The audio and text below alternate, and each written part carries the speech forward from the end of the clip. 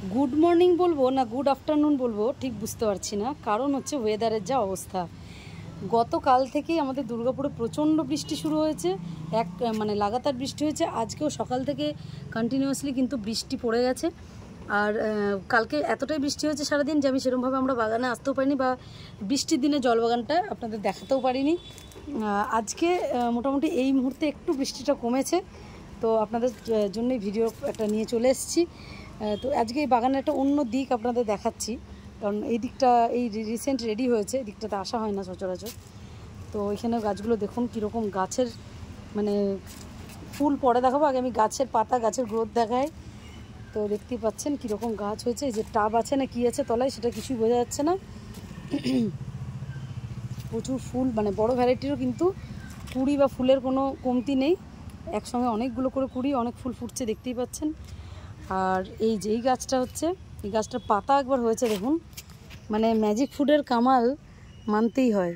এটা হচ্ছে showed water lily, যেটা মেক্সিকান শোড ওয়াটার লিলি, সেটাই। কিন্তু কি বড় বড় পাতা হয়েছে দেখুন, বিশাল বিশাল হয়েছে পাতা, হাতের সাইজের পাশে। আর ফুলগুলো ফুটে আছে বৃষ্টিতে, স্নান করে গেছে, একদম বৃষ্টি স্নাত। ফুলের অবস্থা দেখুন, গাছগুলো সব পরিষ্কার হয়ে গেল বৃষ্টি হওয়াতে। প্রচুর মানে রাস্তার ধারে প্রচুর ডাস্ট ওড়ে ধুলো হয়ে যায়। যেখানে হচ্ছে ওয়াটার লিলি আছে, ওয়াটার লিলির কালারটা দেখুন জাস্ট, এখানে সব কটাই ডার্ক কালার ওয়াটার লিলি প্রচুর রেডি করা হয়েছে, কারণ এই কালারটা সবাই চাইছিলেন, প্রচুর ডিমান্ড ছিল বলে আবার রেডি করা হয়েছে অনেকগুলো। আর এই যে এটাও দেখুন পাকওয়ান, এটার আইডি হচ্ছে পাকওয়ান, কিন্তু পাকওয়ান এখনও গাছটা সেরকমভাবে বড়ই হয়নি, মাত্র 1 2 3 4টে স্ট্যান্ড লিফ হয়েছে, তার মধ্যে কিন্তু অনেকগুলো মানে প্রত্যেকটা স্ট্যান্ড লিফই কুড়ি। আর এই দেখুন ফুলও ফুটছে, একটু ছোটো সাইজ হচ্ছে প্রথম ফুল বলে, গাছ যতটা গ্রোথ নেবে তত গাছের ফুলের সাইজও বাড়বে ধীরে ধীরে। সকাল থেকে দেখতে পাচ্ছেন গাছের পাতা দেখলেই বুঝতে পারছেন। আচ্ছা, এখানে হচ্ছে কচুরিপানা আছে, এগুলো হচ্ছে হোয়াইট কচুরিপানা, আপনারা নীল কচুরিপানা তো অনেকেই দেখেছেন, এগুলো হচ্ছে হোয়াইট কচুরিপানা। প্রচুর ফুল হয় এখানে, সব রেডি করা হয়েছে। এটাও একটা জলের গাছ।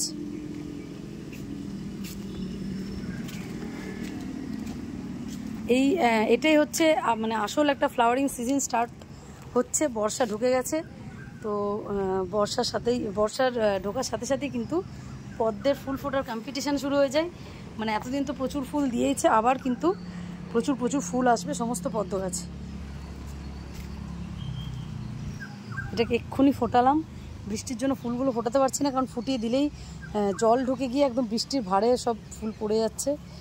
কি মিষ্টি কালার, আর তেমনই সুগন্ধ, মৌমাছিগুলো ঘুরছে গন্ধ পেয়ে। এই সেই D9, এবার D9 মানে সবাই উপরে ফুল দিচ্ছে, আমি কেন পিছিয়ে থাকবো।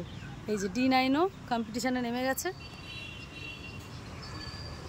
মোবাইলটা তুলে আপনাদের দেখানোর চেষ্টা করছি, দেখুন মাঝখান থেকে সিটপটটা দেখা যাচ্ছে, উঁকি দিচ্ছে। এটা ফুটলে আপনাদের আবার দেখাবো কতটা উপরে হয়েছে ফুলটা। এই যে কামিল্লা, আজকেও একটা আখিলা ফুটেছে ওই দূরে, সবচেয়ে উঁচু ইয়েটা রয়েছে, ডাঁটিটা রয়েছে দেখতেই পাচ্ছেন। এখানে কিছু গাছ নতুন করে রেডি করা হয়েছে ছোট পটে, একদম লো প্রাইসের মধ্যে ছোট পটে রেডি গাছ। যা বিচ্ছিরি গরম পড়েছিল, মানে বৃষ্টি হওয়াতে অনেকটা স্বস্তি মিলেছে, একটু শান্তি পেয়েছি আমরাও, আর সঙ্গে পদ্ম গাছগুলো প্রত্যেকটা গাছ একদম ঝকঝক করছে, পরিষ্কার হয়ে গেছে।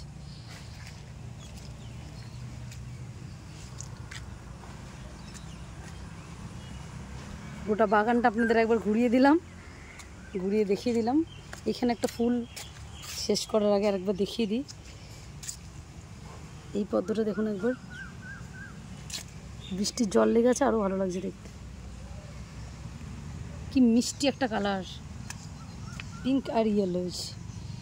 গাছগুলো দেখুন, মানে এটা ভিডিও করছি, কোনো এডিট করা নয়, কি ডার্ক সবুজ পাতা দেখুন।